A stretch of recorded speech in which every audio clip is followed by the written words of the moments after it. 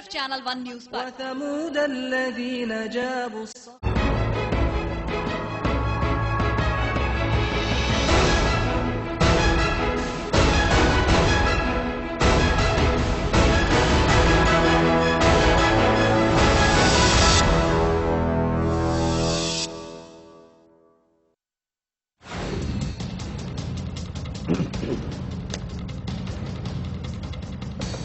केजरीवाल का संसद मार्ग पर धरना खत्म।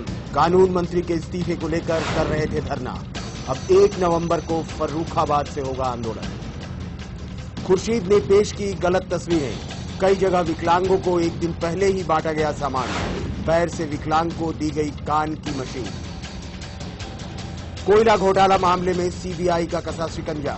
7 शहरों में 16 जगहों पर सीबीआई की छापेमारी। 2 और कंपनियों के खिलाफ एफआईआर दर्ज। मधुबनी गोलीकांड के विरोध में आज लेफ्ट का बिहार बंद। आरजेडी और एलजेपी का रहा समर्थन। दिल्ली के महरौली में प्रेमिका के साथ मिला पंकज। कथित लाश पर चली थी गोलियां, हुआ था बवाल। खड़े हुए बिहार के पुलिस प्रशासन पर सवाल।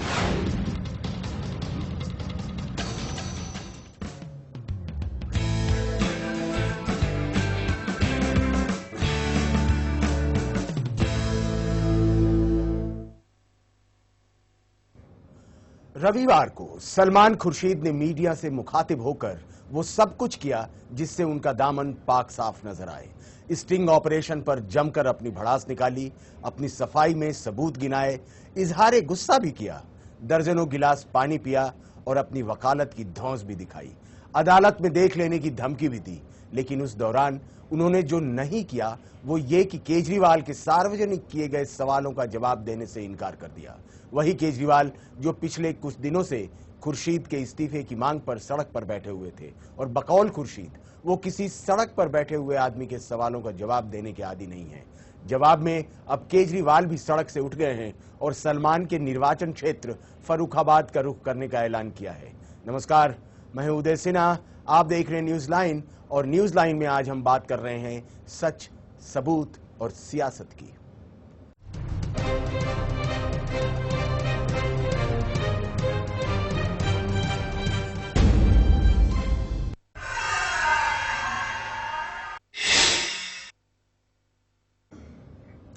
अरविंद केजरीवाल और विकलांग लोगों के एक समूह ने केंद्रीय कानून मंत्री सलमान खुर्शीद के खिलाफ राष्ट्रीय राजधानी में आयोजित 4 दिवसीय धरना सोमवार को समाप्त कर दिया और उत्तर प्रदेश के फर्रुखाबाद में उनके खिलाफ 1 नवंबर से ताजा मुहिम शुरू करने का ऐलान किया। खुर्शीद फर्रुखाबाद संसदीय सीट से ही लोकसभा सदस्य चुने गए हैं।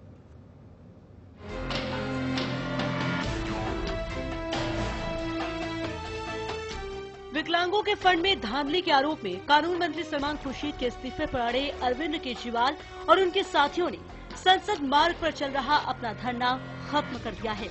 लेकिन दिल्ली में इस धरने प्रदर्शन को खत्म करने से पहले केजरीवाल ने सलमान खुर्शीद को खूब कोसा और जमकर लताड़ लगाई। उनके हमले की जद में कानून मंत्री से लेकर प्रधानमंत्री और यूपी सरकार से लेकर उनका भ्रष्टाचार तक शामिल था।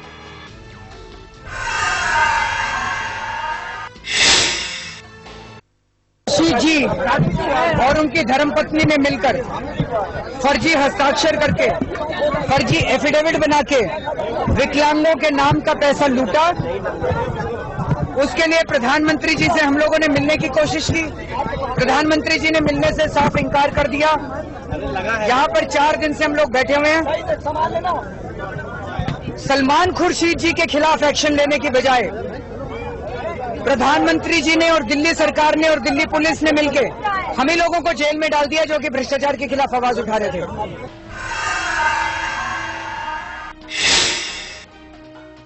केजरीवाल ने कहा कि अब वो इस मामले में आगामी 17 अक्टूबर को बड़ा खुलासा करेंगे। उन्होंने ये भी ऐलान किया कि 1 नवंबर से उनका आंदोलन फर्रुखाबाद में होगा। अब वो फर्रुखाबाद जाएंगे और वहाँ के लोगों को खुर्शीद का विरोध करने के लिए तैयार करेंगे।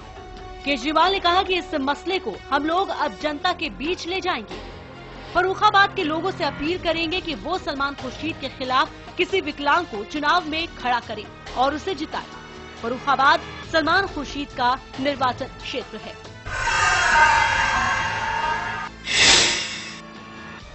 में निराशा हुई है। प्रधानमंत्री उनको बर्खास्त करना तो दूर, एक बैसाखी चोर से मिलने के लिए तो समय दिया उन्होंने, लेकिन आज फिर हम लोगों ने मिलने के लिए समय मांगा प्रधानमंत्री से, लेकिन हम दिन भर इंतजार करते रहे, प्रधानमंत्री को मिलने का फिर फुर्सत नहीं मिली। इसलिए हम लोगों ने फैसला किया, जंतर मंतर पर देश भर के जो करोड़ों विकलांग हैं वो नहीं आ सकते, इसलिए हम लोगों ने फैसला किया है कि अब हम पूरे देश भर में इस आवाज को फैलाएंगे और प्रधानमंत्री के कार्यालय में हर समय ये मांग उठती रहेगी कि जो गैर कानूनी कानून मंत्री बैसाखी चोर जो है उसको बर्खास्त किया जाए। ये बात पूरे देश के विकलांग और जो भी समर्थक हैं विकलांगों के वो फोन करते रहेंगे और ये मांग जारी रहेगी। 1 तारीख को फर्रुखाबाद भी हम लोग जा रहे हैं।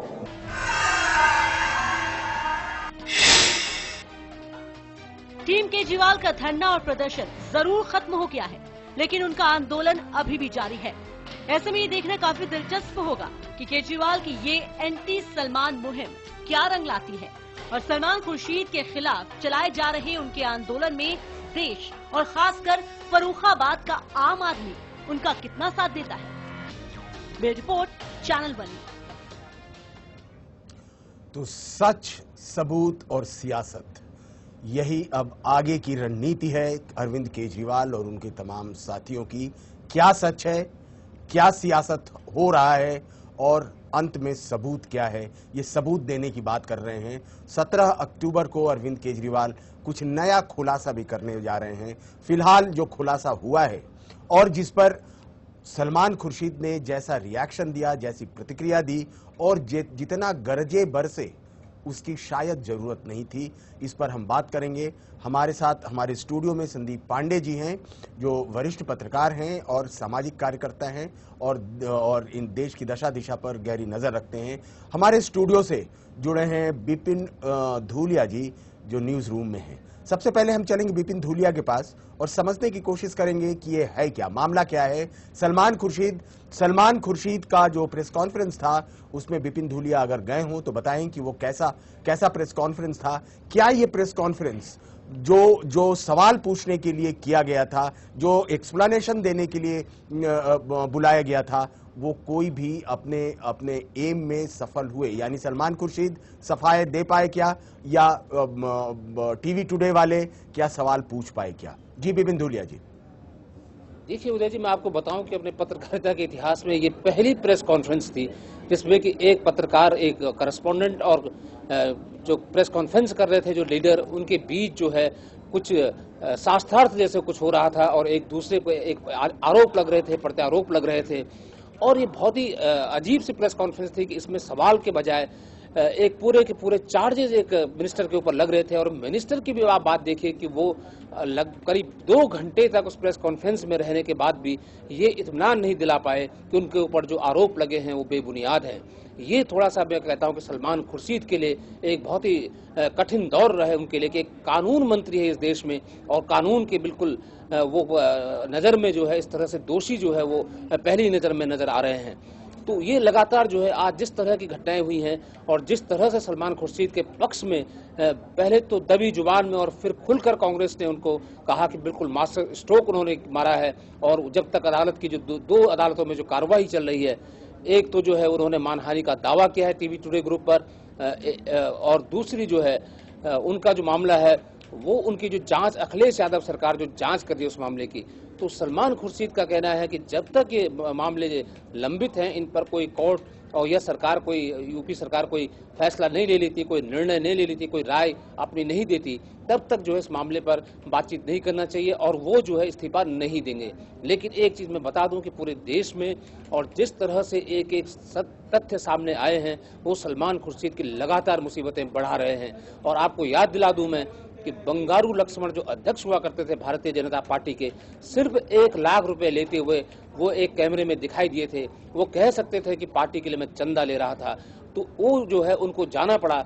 लेकिन अफसोस की बात कि कांग्रेस के नेता, पहले शुरुआत में मैंने हरीश रावत का बयान देखा, उसके बाद बेनी प्रसाद वर्मा ने कहा कि ये 70 करोड़ रुपए की बात होती तो मैं कुछ सोचता भी, मैं यकीन कर भी सकता था।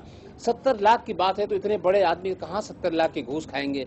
तो ये जो है ये स्तर है सोचने का कि 70 लाख रुपए की रकम उनको इसलिए यकीन नहीं है कि इतनी छोटी रकम एक केंद्रीय मंत्री कैसे खा सकता है। लेकिन इसमें उदय जी एक साफ सी बात है कि जिस तरह डॉक्यूमेंटेशन में जो दस्तावेजों में जो फर्जी सिग्नेचर हैं उसका कोई जवाब अब तक सलमान खुर्शीद नहीं दे पाए। उसके अलावा जो भी उत्तर प्रदेश सरकार ने जो है केंद्र से जो है अपनी जो भेजी है कंप्लेंट्स भेजी है उस पर कोई जवाब उनके पास नहीं है। जो उन्होंने फोटोग्राफ जो उन्होंने दिखाया वो 2011 का बजट सत्र के बाद का फोटोग्राफ दिखाया, उसमें तारीख तक दर्ज है। वो ये साबित नहीं कर पाए हैं कि 2010 के बजट सत्र के बाद से उन्होंने जो है किसी तरह का कोई वितरण किया है, कोई उन्होंने इस तरह का आयोजन किया है उस अपने ट्रस्ट के बैनर तले। तो कुल मिलाकर सलमान खुर्शीद के पास जो भी एलिगेशंस लगे हैं, जो मूल मुद्दे थे, जो मूल आरोप थे, उनका कोई जवाब सलमान खुर्शीद के पास अब तक नहीं है। और सबसे बड़ी बात जो मुझे लगता है कि प्रधानमंत्री से भी उनको समय मिलने का समय अब तक नहीं मिल पाया। सुबह से कयास लगे थे और सारी यूनिट्स, सारे चैनल्स के यूनिट्स जो है 7 रेस कोर्स पर खड़ी थी 9 बजे के बाद कि कभी भी सलमान खुर्शीद प्रधानमंत्री से मुलाकात कर सकते हैं। तो ये भी हैरानी की बात है कि प्रधानमंत्री से अब तक उनकी मुलाकात नहीं हो पाई है।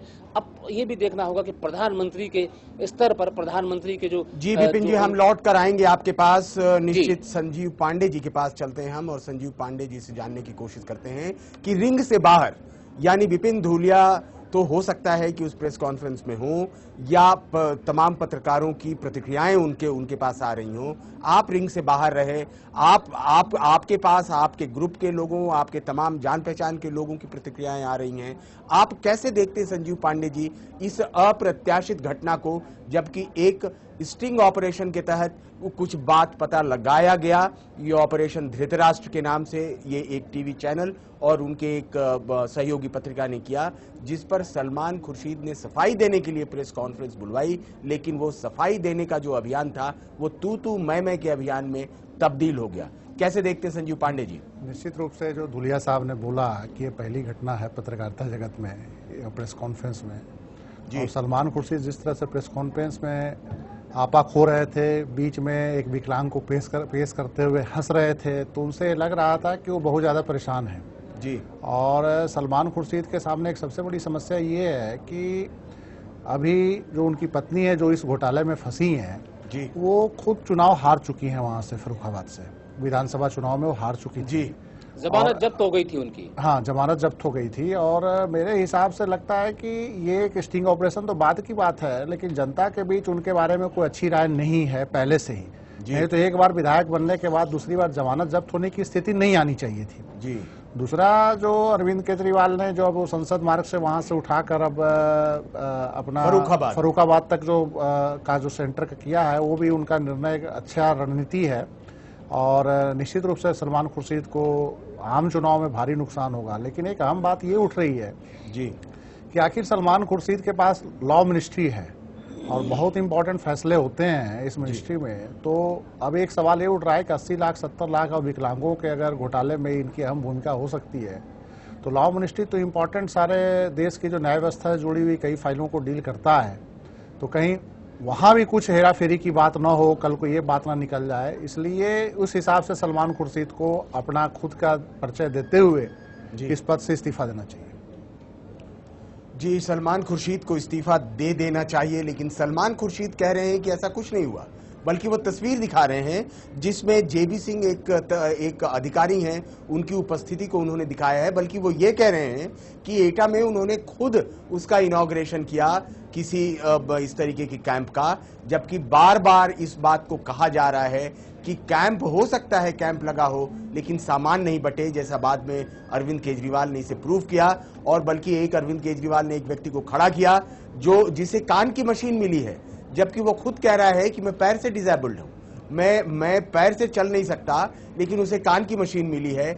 जो साइकिल रिक्शा जो बांटा गया वो इस रविवार को बांटा गया, और जिन्होंने भी बांटा उनके अंदर इतनी समझ शायद नहीं थी कि उसका रैपर हटा दें और वो कम से कम पुराना तो दिखे, उसे 1 साल पुराना करके किया गया। तो ये सारी चीजें लगभग क्रिस्टल क्लियर हैं संजीव जी। तो क्या सोच रहे हैं सब ये सलमान खुर्शीद, क्या अगर इस्तीफा नहीं देंगे कोर्ट में फंसा के, क्या वो चाह रहे हैं इस इस्तीफे को टालना? क्या उनको अपने पार्टी के भविष्य की चिंता नहीं है? देखिए, इस्तीफा देने की बात है, ये तो चूंकि हम बोल रहे हैं कि उनको इस्तीफा दे देना चाहिए, लेकिन कांग्रेस पार्टी की तरफ से उनसे इस्तीफा कतई नहीं मांगा जाएगा। क्योंकि सलमान खुर्शीद अकेले मंत्री नहीं है, ये तो 80 लाख का सिर्फ घोटाला है और 18 करोड़, 20 करोड़, 50 करोड़ और उससे बड़े बड़े घोटाले वाले मंत्री वहाँ बैठे हुए हैं। तो एक मंत्री से अगर इस आधार पर अगर इस्तीफा कांग्रेस पार्टी लेती है या प्रधानमंत्री लेते हैं तो उन तमाम मंत्रियों पे भी सवाल उठेगा जिन पे पहले से आरोप लगे हैं।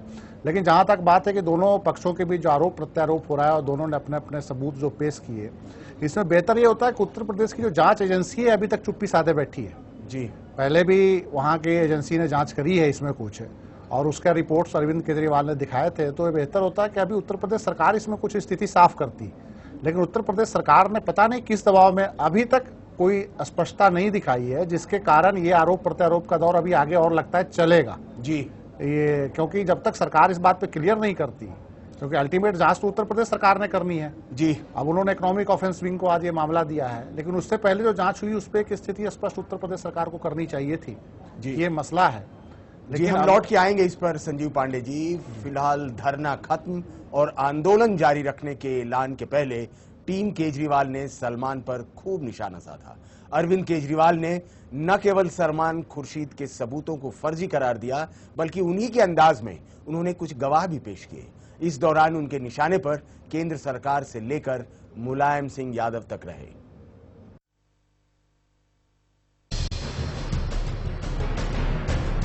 केंद्र में कानून मंत्री का ओहदा रखने वाले सलमान इन दिनों खासी मुश्किल में हैं। विकलांगों को आर्थिक सहायता देने वाले ट्रस्ट में पैसे की हेराफेरी और फर्जीवाड़े की वजह से मंत्री महोदय की कुर्सी पर बन आई है। खुद को पाक साफ दिखाने और जताने के लिए उन्होंने रविवार को गवाह के तौर पर रंगी मिस्त्री को आगे किया था।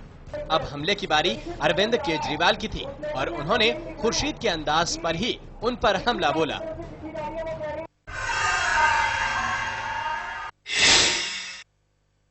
यादव जी के पिताजी मुलायम सिंह यादव जी, उनका अपना मुकदमा चल रहा है सुप्रीम कोर्ट में। उनके ऊपर आरोप है कि आय स्रोतों से ज्यादा संपत्ति इकट्ठा करने का, जो उन्होंने भ्रष्टाचार करके अपनी संपत्ति इकट्ठी कर रखी है, ऐसा उनके आरोप है। आपको जान के आश्चर्य होगा कि मुलायम सिंह जी का वकील कौन करता है उनके खिलाफ। सरकार की तरफ से वकील की जो नियुक्ति की जाती है उसकी नियुक्ति कौन करता है? सलमान खुर्शीद उसकी नियुक्ति करता है।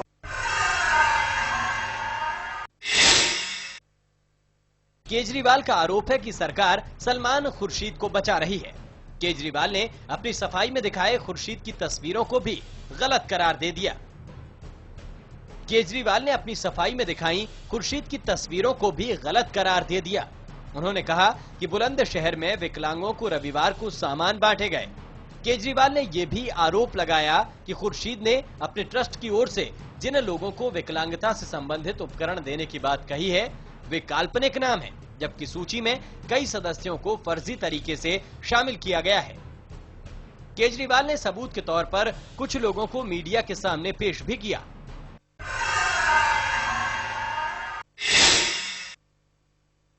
हमको पैर से दिक्कत है और हमको सुना है कि हमने सुना उनको बताया है फोन द्वारा से कि किसी तरह की मशीन मिली है कानों वाली सुनने वाली। हमने मुझे तो कानों से सुनाता है और पैर से मुझे दिक्कत है, मुझे कान वाली मशीन मिली।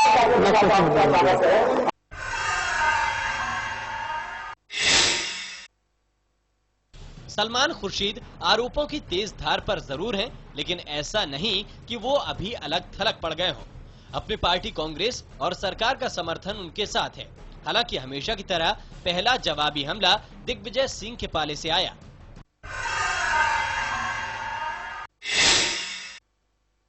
कहता आया हूं कि सारा षड्यंत्र चला हुआ है विवेकानंद मेमोरियल ट्रस्ट से, जहां पे श्री गुरुमूर्ति, श्री सुब्रमण्यम स्वामी, श्री अजीत डोभाल की ये टीम जो बैठी हुई है, वही सब इन सारी बातों को उठा रही है और मीडिया के माध्यम से कांग्रेस को बदनाम करने की कोशिश कर रही है।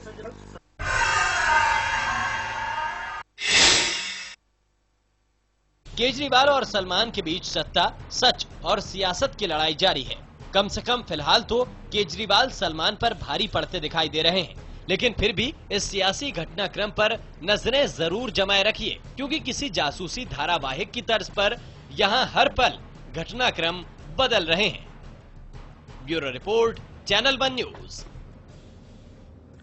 हमारे पास समय की किल्लत होगी और हमें शीघ्र ही इस कार्यक्रम को खत्म करना होगा। जाने से पहले हम एक एक कमेंट लेते हैं संजीव पांडे जी से और बिपिन धूलिया जी से।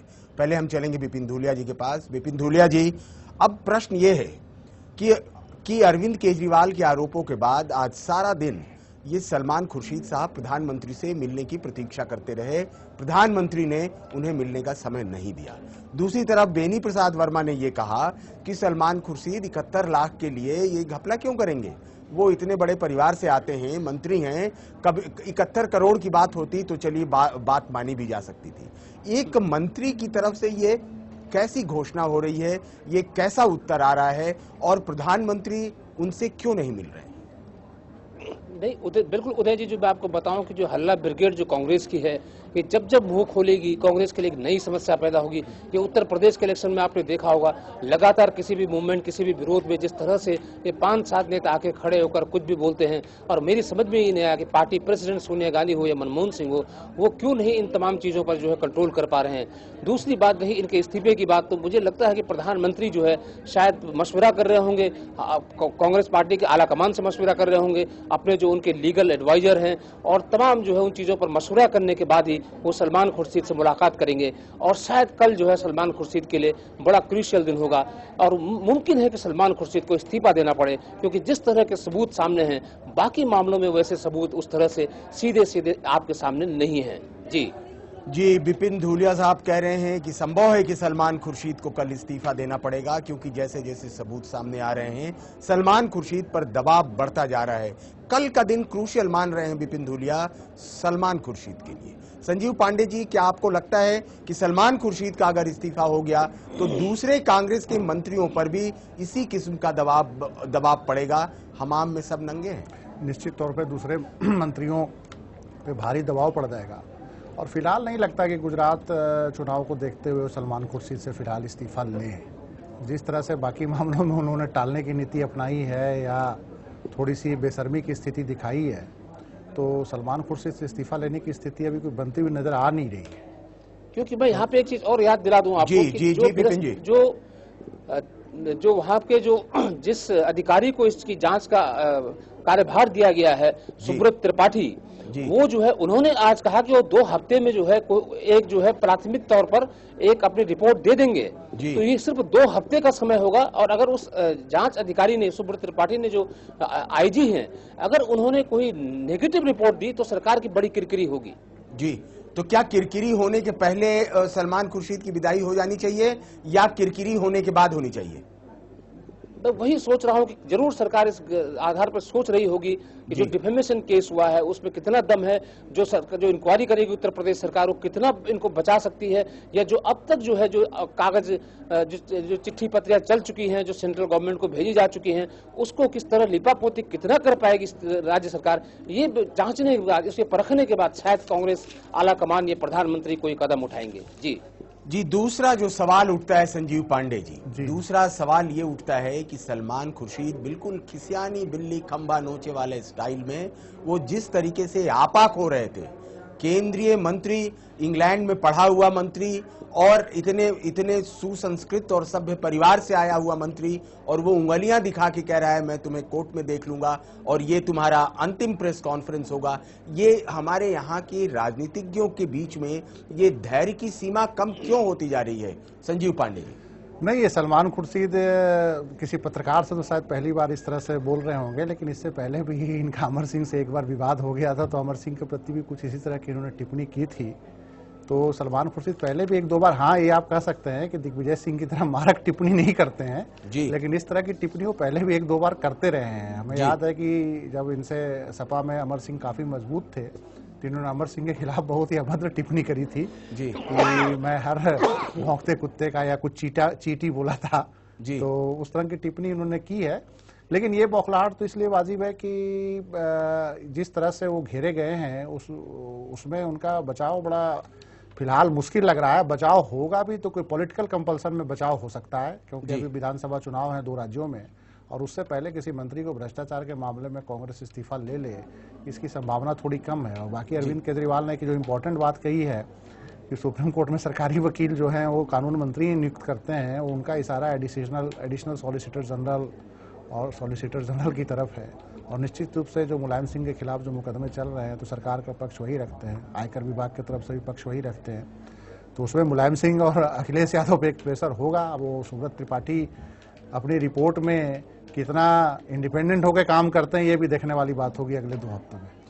जी, विपिन धूलिया से जाते जाते हम एक क्विक कमेंट लेना चाह रहे हैं। विपिन धूलिया जी, क्या आपको लगता है सलमान खुर्शीद का ये स्वभाव नहीं है? सलमान खुर्शीद की ऐसी परवरिश भी नहीं हुई है कि वो इस तरीके की भाषा का इस्तेमाल करें। क्या ये समय की मार की वजह से वो इस तरीके की भाषा का इस्तेमाल कर रहे थे या ये उनके ऊपर किसी किस्म का दबाव था? जी, सलमान खुर्शीद का जो संकट है कि वो इतने छोटे मुद्दे में फंस गए थे, छोटे मामले में फंस गए हैं कि मुझे लगता है कि वो जब से इनका एनजीओ जो है जिस तरह से सक्रिय था, ये हो सकता है कि इस तरह की छोटी मोटी चीजें उसमें होती रही हों, ये मान के चलते रहे हों कि ये होना कोई खास बात नहीं है, कोई किसी की दस्तखत करना कोई बड़ी बात नहीं है। ये बात हो सकती है कि ये उनके सामने ये बातें ना आई हों। हाँ, इसी तरह फंक्शन करता रहा होगा जी। और इस तरह जो फंस गए इस बार, हाँ ये जरूर उनको मालूम होगा कि उनका जो पैसा आ रहा है एनजीओ के पास वो उनकी कॉन्स्टिट्यूंसी में कांग्रेस कार्यकर्ताओं या उनके समर्थकों के बीच बंट रहा है या उन लोगों के बीच बंट रहा है जहां उनका वोट बैंक होगा या जहां उनको उम्मीद होगी कि उनको वोट मिल सकता है। जरूर राजनीतिक इस्तेमाल वो कर रहे होंगे, लेकिन उनको ये शायद मुझे लगता है कि अगर उनको वो अनजान थे, लेकिन जिम्मेदारी उनके ऊपर है, वो अध्यक्ष है उस एनजीओ के और उनकी पत्नी जो है उसकी जी। तो चलिए विपिन धूलिया जी, ये बात हो सकती है कि हो सकता है कि सलमान खुर्शीद को इन तमाम बातों की जानकारी नहीं हो, वो ऊपर के लेवल पर पॉलिसी डिसीजन करते हो, नीचे क्या हो रहा है शायद उनको जानकारी नहीं हो सकती है, लेकिन फिर भी कहीं कैंप लगा या नहीं लगा इसकी जानकारी उन्हें निश्चित तौर से होनी चाहिए थी, क्योंकि वो अपने ट्रस्ट के अध्यक्ष थे। तो चलिए, आज समय हो चला है, आज का कार्यक्रम हम यहीं खत्म करते हैं। फिलहाल न्यूज लाइन में इतना ही, लेकिन जाने से पहले हम आपको छोड़े जा रहे हैं एक कविता के साथ जो आज के सियासी हालात पर तल्ख टिप्पणी करती है। इसे लिखा है कृष्ण सलभ ने। तो फिलहाल मुझे दीजिए इजाजत, लेकिन देश दुनिया की तमाम दूसरी खबरें जानने के लिए बने रहिए चैनल 1 न्यूज के साथ। इसके बाद का कार्यक्रम जरूर देखिए। कल से नवरात्र शुरू हो रहा है, आज जरूर देखिए या देवी सर्वभूतेषु। अगर सूरत बदलनी है तो फिर ये सोचना कैसा, चलो आगे बढ़ो पीछे को मुड़कर देखना कैसा। हवा आने दो ताजा, खोल दो सब खिड़कियां घर की। हवा पे सबका हक है, यूं हवा को रोकना कैसा।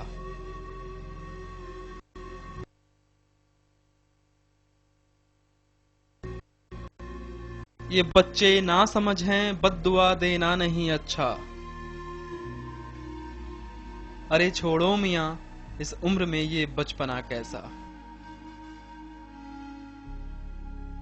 ये दुनिया प्यार के बिन तो बड़ी बेकार लगती है। शलभ उठो यहां अब और ज्यादा बैठना कैसा।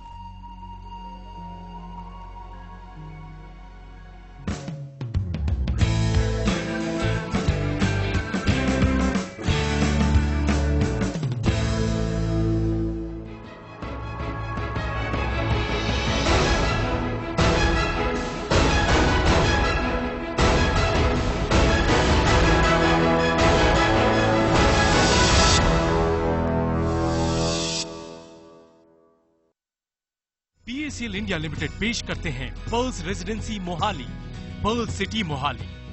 Pearls royal garden